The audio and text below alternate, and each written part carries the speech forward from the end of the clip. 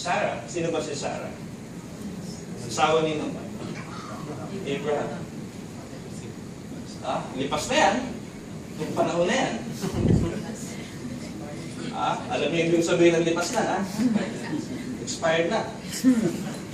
Pero by faith, tinanggap niya yung kapangyarihan para magdalang tao. Kaya kahit sarado na, physiologically speaking, ayaw buksan ng tamlong. May master kilagi yung Panginoon. Walang padak-padak sa Panginoon. Amen. Verse 22 to 28. Ayan, galing sa Egypt. We know Moses grew up in Egypt, di ba? That he left his comfort zone and followed God's direction. Alam niya, hindi magiging madali yun, but he followed God. Ano ba? Verse 29.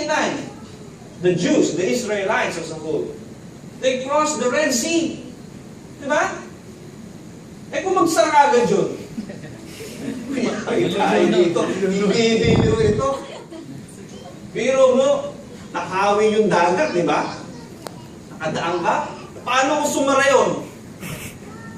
Kahit sabi mo marunong ka lumangoy, nako, yari ka to. Pero sumunod sila. Ito ba, verse 32 and verse 38. We're talking about Hebrews 11, Ito, marami ng mga Bible characters dyan. Gideon, marami.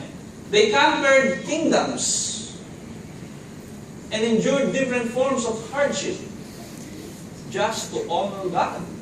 Sabi, sumunod sila. So nakita natin na itong faith na meron sila, hindi faith na magdudulot sa isang tao na mag-sitting pretty lang. Amen. That is not the kind of faith God intended you to have. The kind of faith that God wants you to grow with is a kind of faith that will move you to step farther, to move further. Ngayon, ano na ang nagawa natin because of our faith? See, by faith, Noah constructed an ark. Have we constructed anything for God? See, Abraham went on sa isang lugar na hindi klaro sa kanya. So, these people were compelled to do something that is extraordinary, something greater for God. Kaya dito, yung sinasabi natin, na if we want to please God, yung faith natin, dapat magpapakilos sa ating gumawa. Dapat yung faith natin nag-move sa'yo, nag-gumawa. Hindi laging gumawa para sa sarili mo. Faith that has something to do sa pagsunod sa Diyos. Kasi given na yan Kahit may faith ka o wala, you will work for yourself. Diba? You will take care of yourself. May faith ka o wala, you will have dreams for your family. That is already given. The point here is something na mag-move sa atin to do para sa Panginoon. Amen. So these people are active people. Meron silang ginagawa that's something that God can bless. See, if you are seeking God's blessing, there must be an object of blessing that God would bless. Like for example, bless si Abraham, hindi lang ng anak, di ba? Pati kabuhayan niya. But when we read yung buhay ni Abraham, actually, marami siyang mga kawan, ng mga hayop. So it's like a business. Meron siyang business.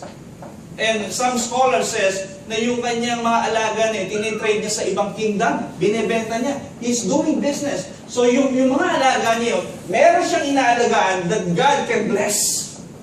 So yung pagsasanay ng mga army ni David, may ginagawa silang pagsasanay, at yung mga pagsasanay niya, binibless ni Lord. So ngayon, ano ang meron sa kamay natin? Ano ang ginagawa ng kamay natin na pwedeng i-bless ni Lord? At least, those of you who are working, merong object of blessing na God can do something doon sa ginagawa mo. If you have business, merong pwedeng i-bless ni Lord. But if you're doing nothing, hindi lang sa welfare mo, if you're doing nothing sa spiritual life mo, anong i-bless ni Lord? Diba? O, kulang sa karunungan, hindi ko alam to. Anong ginagawa mo para magkaroon ng karunungan? Di ka naman nag-aaral kung paano ka magkakaroon ng karunungan. Diba? Kung di mo alam, mag-aaral ka. Para yung pag-aaral mo, yun ang i-bless ni Lord. Dahil si Lord, hindi magkonsinti ng tamad. Sabihin nyo nga, si Lord, Si Lord, hindi magkonsinti. hindi magkukonsinti ng tamad. Praise God, walang tamad dito. Amen.